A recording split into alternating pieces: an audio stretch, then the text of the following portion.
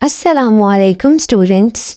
अगर आप सोच रहे हो कि फिजिक्स सिर्फ एक सब्जेक्ट है तो आज की ये वीडियो आपकी सोच बदलने वाली है। आपको कभी ऐसा लगा है कि हीट और थर्मोडायनामिक्स सिर्फ एक बोरिंग थ्योरी है? तो सोचो, अगर ये कॉन्सेप्ट्स आपकी ज़िंदगी से डायरेक्टली कनेक्टेड हो तब क्या होगा।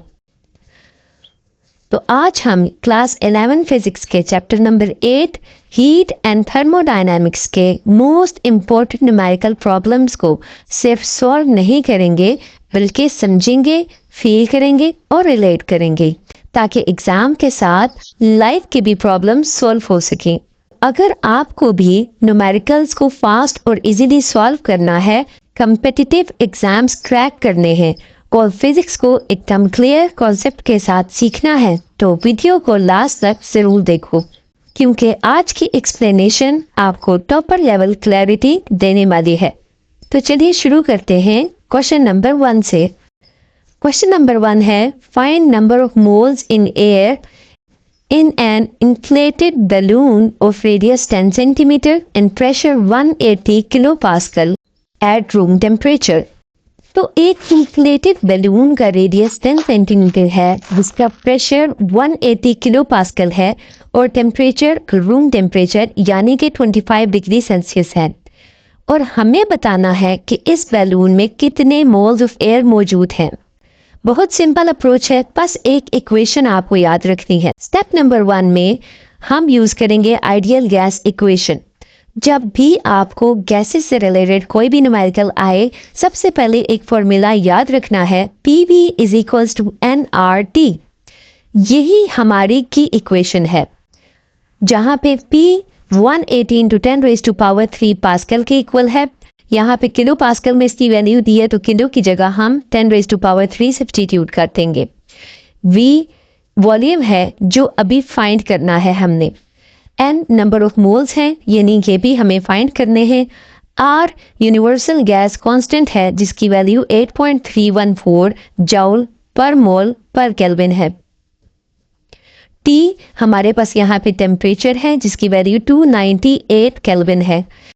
अब यहाँ प्रॉब्लम ये है कि हमें वॉल्यूम गिवन नहीं है, मगर क्योंकि बैलून एक सफ़ेयर है तो हम इसका वॉल्यूम कैलकुलेट कर सकते हैं। स्टेप नंबर 2 में हम बैलून का वॉल्यूम फाइंड करेंगे। अगर आप किसी सफ़ेयर का वॉल्यूम निकालना है तो फॉर्मूला होता है V is equals to 4/3 πr³। तो चलिए अब इसमें वैल्यू सब्स्टिट्यूट करते हैं। V is equals to 4/3 multiplied with pi की value 3.1416 multiplied with 0.1 as the value of R।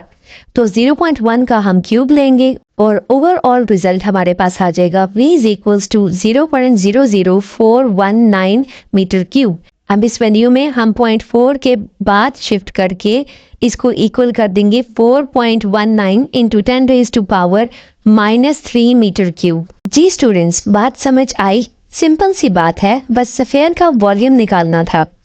Step number 3 में हम फॉर्मूला यूज करेंगे नंबर ऑफ मोल्स फाइंड करने के लिए। अब बस वैल्यूज को पुट करना है इस फॉर्मूला में।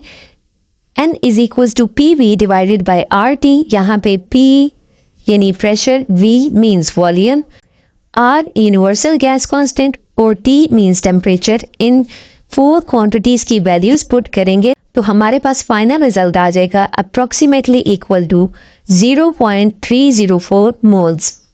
तो स्टूडेंट्स, इस बैलून में 0.304 मोल्स ऑफ एयर मौजूद है। मतलब अगर हम इस गैस को पूरा एनालाइज करें तो ये एक proper defined amount of particles represent करती है। Question number 2 is, a heat engine works between freezing point and boiling point of water. Find its efficiency. एक हीट इंजन ऑपरेट कर रहा है 0 डिग्री सेल्सियस और 100 डिग्री सेल्सियस के दरमियान, यानी कि फ्रीजिंग और बॉइलिंग पॉइंट ऑफ वाटर के बीच। हमें बताना है इसकी एफिशिएंसी कितनी होगी। मतलब अगर हम एक आइडियल सिचुएशन भी एज्यूम करें तब भी इंजन की एफिशिएंसी लिमिटेड होगी। क्या आप जानना चाहेंगे क्यों? स्टेप 1 है फॉर्मूला समझना ज़रूरी है। स्टूडेंट्स, कोई भी हीट इंजन की मैक्सिमम पॉसिबल एफिशिएंसी का फॉर्मूला है eta is equals to 1 minus T2 divided by T1 multiplied with 100। यहाँ पे T2 हमारे पास 273 केल्विन के इक्वल है, मींस कोल्ड रिजर्वायर का temperature, that is low temperature, और T1 373 केल्विन के इक्वल है, मींस हॉट रिजर्वायर का temperature, that is high temperature. यानी एक इंजन जो 0 डिग्री सेल्सियस और 100 डिग्री सेल्सियस के बीच ऑपरेट कर रहा है, उसका बेस्ट केस सिनेरियो क्या होगा, चलिए देखते हैं। स्टेप नंबर 2 है वैल्यू सब्स्टिट्यूट करना। अब हम हीट इंजन के फॉर्मूला में ये वैल्यू सब्स्टिट्यूट करेंगे। Eta is equals to 1 minus 273 divided by 373 multiplied with 100। तो हमारे पास हीट इंजन की एफिशिएंसी की वैल्यू आ जाएगी 26.8%। मतलब अगर ये इंजन परफेक्ट भी हो तो भी इसकी एफिशिएंसी मैक्सिमम मींस 26.8% से ज़्यादा नहीं हो सकती। अब इसका रियल लाइफ से भी कनेक्शन देखते हैं। आपने कभी सोचा कि मशीन्स इतना फ्यूल क्यों कंज्यूम करती हैं? Diesel engines, petrol engines, turbines, किसी भी इंजन की एफिशिएंसी 100% क्यों नहीं होती? ये इसी प्रिंसिपल की वजह से है। Question number 3 is 1 mole of a perfect gas in a cylinder fixed with a piston has pressure P, volume V and temperature T. If its temperature is increased by 1 Kelvin, find the increase in volume if its initial volume was 100 metre cube.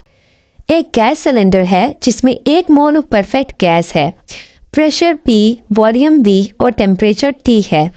अगर इसका temperature 1 kelvin से increase हो जाए तो इसका volume कितना increase होगा? Given है कि इनिशियल वॉल्यूम 100 मीटर क्यूब है। क्या आपको लगता है इसका आंसर कॉम्प्लिकेटेड होगा? बिल्कुल नहीं, एक ही फॉर्मूला है जो इस प्रॉब्लम को सॉल्व करेगा। स्टेप 1 में हम चार्ल्स लॉ यूज करेंगे। फिजिक्स सिर्फ नंबर्स का खेल नहीं है, ये लॉजिक का गेम है। जब भी टेम्परेचर और वॉल्यूम का रिलेशन हो तो एक रूल याद रखना है आपने, और वो है Charles law. V1 divided by T1 is equals to V2 divided by T2। यानी अगर टेम्परेचर बढ़ता है तो वॉल्यूम भी बढ़ता है, और ये एक डायरेक्ट रिलेशन है। स्टेप 2 में हम चार्ल्स लॉ में ये वैल्यू सब्स्टिट्यूट करेंगे V2 फाइंड करने के लिए। तो इनिशियल वॉल्यूम हमारे पास V1 है और वो है 100 metre cube. Initial temperature T1 है जो कि 273 केल्विन के इक्वल है। मान लें कि रूम टेम्परेचर या स्टैंडर्ड कंडीशन है। फाइनल टेम्परेचर हमारे पास T2 है, जिसमें कंडीशन के मुताबिक हमने 1 केल्विन को ऐड किया है। तो 273 plus 1 kelvin will be equal to 274 kelvin. अब V2 का फॉर्मूला बन जाएगा V1 multiplied with T2 divided by T1। V2 के फॉर्मूला में हम ये वैल्यू सब्स्टिट्यूट करेंगे तो हमारे पास फाइनल रिजल्ट आ जाएगा V2 का 100.37 मीटर क्यूब। स्टेप नंबर 3 में हम इंक्रीज इन वॉल्यूम फाइंड करेंगे which will be equal to delta V is equals to V2 minus V1। V2 की हमारे पास वैल्यू आई है 100.37 और V1 की वैल्यू हमारे पास गिवन डेटा में दी गई है 100। तो इन दोनों वैल्यूज को सब्ट्रैक्ट करने के बाद हमारे पास डेल्टा V की वैल्यू आ जाएगी 0.37 मीटर क्यूब। तो स्टूडेंट्स, सिर्फ 1 केल्विन टेम्परेचर इंक्रीज होने पर वॉल्यूम 0.37 क्यूबिक मीटर्स बढ़ गया। मतलब एक छोटा सा टेम्परेचर चेंज भी गैसेस के बिहेवियर को कैसे इम्पैक्ट करता है, ये देखने वाला है। Question number 4 is the higher temperature of Carnot engine is 600 kelvin. If engine absorbs 600 joule of heat at low temperature of 400 Kelvin, find the work done by the engine. एक कार्नेट engine का high temperature 600 kelvin है और low temperature 400 kelvin है। ये engine 600 joule heat absorb करता है, तो बताएं कितना वर्क करेगा, मतलब ये एनर्जी का कितना पार्ट यूजफुल वर्क में कन्वर्ट करेगा। यही तो असली चैलेंज है। एनर्जी तो हर जगह होती है, लेकिन यूजफुल वर्क सिर्फ तभी मिलेगा जब एफिशिएंसी हो। तो चलिए देखते हैं। स्टेप नंबर 1 में हम एफिशिएंसी का फॉर्मूला यूज करेंगे। स्टूडेंट्स, किसी भी कार्नेट इंजन की मैक्सिमम पॉसिबल एफिशिएंसी का फॉर्मूला होता है eta is equals to 1 minus T2 divided by T1। यहाँ पे T1 हमारे पास 600 केल्विन है, मींस हाई टेम्परेचर, और T2 हमारे पास 400 केल्विन के इक्वल है, मींस लो टेम्परेचर। तो ईटा के फॉर्मूला में हम इन दोनों टेम्परेचर्स की वैल्यू सब्स्टिट्यूट करेंगे, तो हमारे पास ईटा की फाइनल वैल्यू आ जाएगी 0.3333।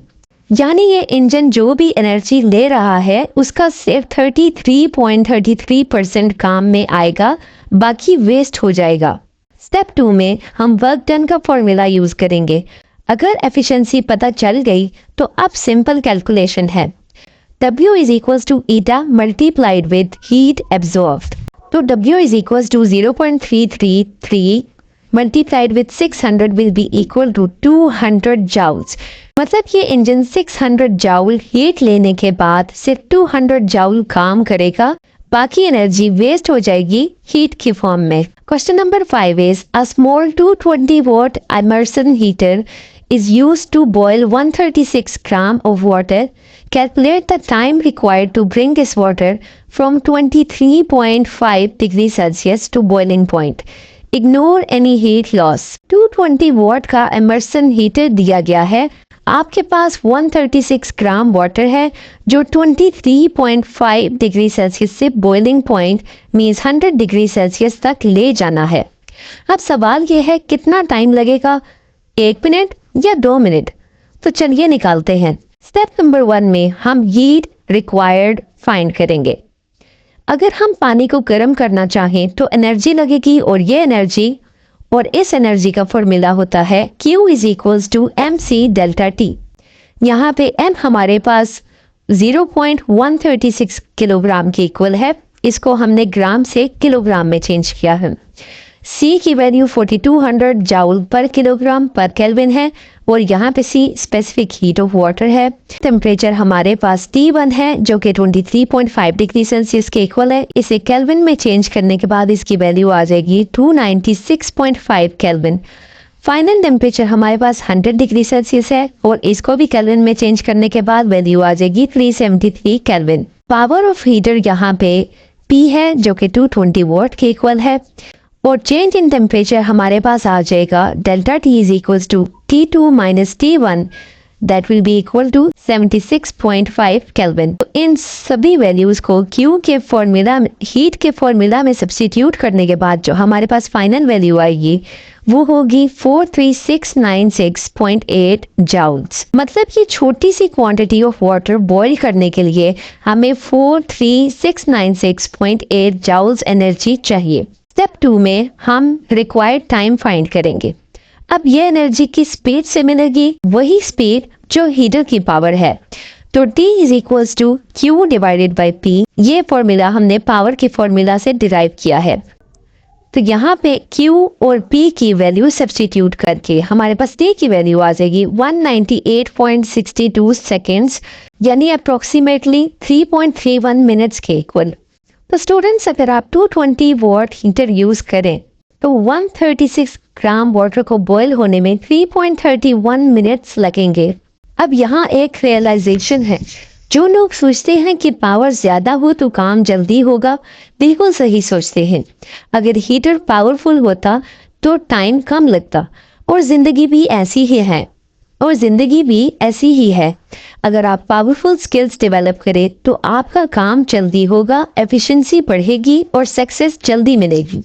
क्वेश्चन नंबर 6 है, if a heat engine at room temperature gives efficiency 50%, you change that heat source to increase the efficiency up to 70%. Find the temperature between two heat sources. एक heat engine है जो room temperature पर चल रहा है, और gold reservoir का temperature है 300 केल्विन। पहले उसकी एफिशिएंसी थी 50%, अब हम चाहते हैं कि एफिशिएंसी 70% हो जाए। तो करना क्या होगा? जिंदगी की तरह ही अगर आप बेटर परफॉर्मेंस चाहते हो तो बेटर एनर्जी सोर्स चाहिए। तो सबसे पहले हम initial temperature means T1 find करेंगे फॉर 50% एफिशिएंसी। पहले वाले केस में एफिशिएंसी भी 50% है, तो ईटा की वैल्यू हम 0.50 सब्स्टिट्यूट करेंगे, और T2 की वैल्यू 300 और T1 की वैल्यू हम फाइंड करेंगे। तो इसको सॉल्व करने के बाद हमारे पास वैल्यू आ जाएगी T1 is equal to 600 kelvin. अब अगर 600 केल्विन पर इंजन चल रहा है तो 50% एफिशिएंट है। नेक्स्ट स्टेप में हम T1 की नई वैल्यू फाइंड करेंगे फॉर 70% एफिशिएंसी। अब हम परफॉर्मेंस बूस्ट करना चाहते हैं, मींस 50% से 70%। तो T1 का नया रिजल्ट क्या आएगा, चलिए देखते हैं। ईटा की वैल्यू 0.70 सब्सटीट्यूट की है और D2 की वैल्यू 300 है, तो T1 की वैल्यू हमारे पास 1000 केल्विन आ जाएगी। तो अगर आपको 70% एफिशिएंसी चाहिए तो हीट सोर्स 1000 केल्विन होनी चाहिए।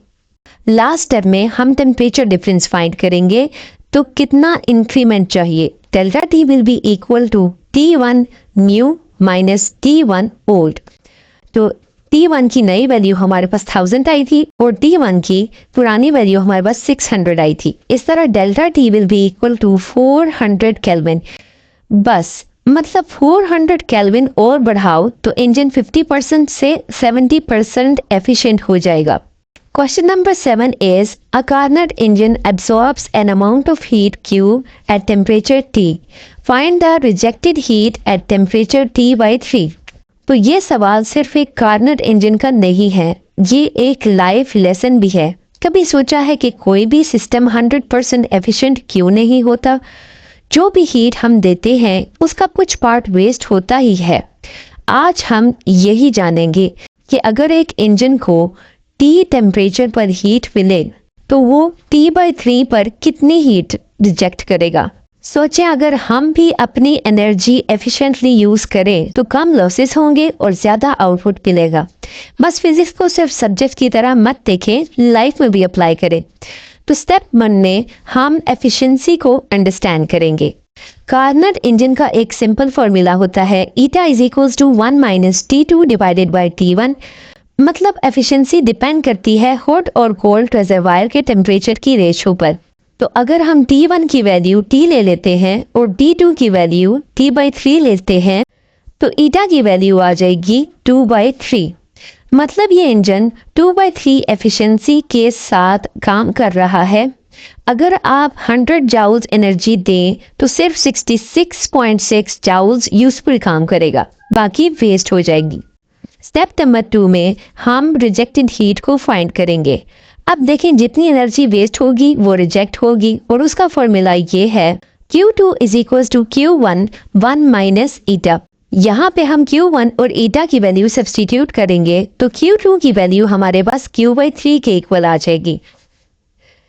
मतलब जो भी हीट इंजन एब्सॉर्ब करेगा उसका 1/3 वेस्ट होगा। अगर आप Q जाउल्स देते हो तो Q divided by 3 heat reject हो जाएगी। अगर आप भी अपनी लाइफ में अपनी एनर्जी वेस्ट कर रहे हैं, नेगेटिव सोच, डिस्ट्रैक्शंस, प्रोक्रास्टिनेशन, तो आप भी एक हीट इंजन की तरह लॉसेस फेस कर रहे हैं। पर अगर आप अपनी एनर्जी को एफिशिएंटली यूज करने लग गए तो आपकी भी आउटपुट एफिशिएंसी बढ़ती जाएगी।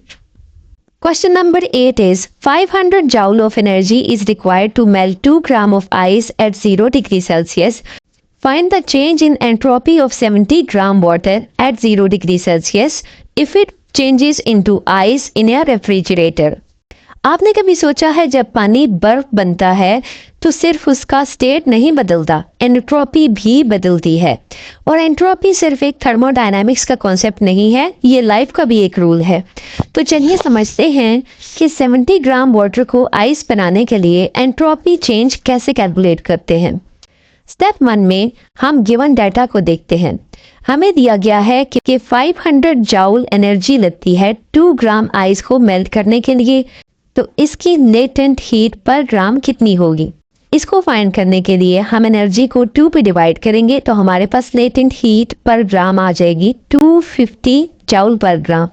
मतलब 1 ग्राम आइस को मेल्ट करने या 1 ग्राम वाटर को फ्रीज करने के लिए 250 जाउल्स रिक्वायर्ड है। अब अगर 70 ग्राम वाटर को आइस में कन्वर्ट करना हो तो टोटल एनर्जी क्या होगी, वो हम इस फॉर्मूला से फाइंड करते हैं। Delta Q is equals to M multiplied with latent heat of fusion. यहाँ पे हम M और L की वैल्यू सब्स्टिट्यूट करेंगे जो कि 70 और 250 है, तो डेल्टा Q की वैल्यू हमारे पास आ जाएगी 17500 जाउल्स। मतलब रेफ्रिजरेटर को 17500 जूल हीट एनर्जी रिमूव करनी पड़ेगी ताकि ये पानी जम सके। स्टेप 2 में हम एंट्रोपी का फॉर्मूला यूज करेंगे जो कि है delta S is equals to Q by T. अब टेम्परेचर 0 डिग्री सेल्सियस दिया है जो केल्विन में होगा, तो T will be equal to 273 Kelvin. तो डेल्टा एस की वैल्यू आ जाएगी approximately equal to -64.1 joule per Kelvin. Negative sign का मतलब क्या है? जब भी पानी बर्फ बनता है तो एंट्रोपी डिक्रीज करती है, मतलब सिस्टम ज्यादा ऑर्डर्ड हो जाता है। तो स्टूडेंट्स, ये सिर्फ एंट्रोपी का सवाल नहीं है, ये एक जिंदगी का भी सवाल है। अगर आप डिसिप्लिन में आ जाते हो तो आपकी रैंडमनेस मींस एंट्रोपी कम हो जाती है। जैसे पानी सॉलिड आइस बन जाता है, वैसे ही आपकी लाइफ स्टेबल हो जाती है। तो फिजिक्स सिर्फ नंबर्स की गेम नहीं है, ये लाइफ लेसन्स हैं। बस देखने का नजरिया अलग होना चाहिए। जो सीखना चाहता है उसके लिए हर इक्वेशन एक हिडन सीक्रेट है। अगर ये कॉन्सेप्ट आपकी समझ में आया है तो लाइक करें, शेयर करें और कमेंट करें, क्योंकि स्टूडेंट्स फिजिक्स डायनामिक है और सक्सेस भी। अगर आप मेरे चैनल पे न्यू हैं तो चैनल को सब्सक्राइब करना मत भूलिएगा। Thank you.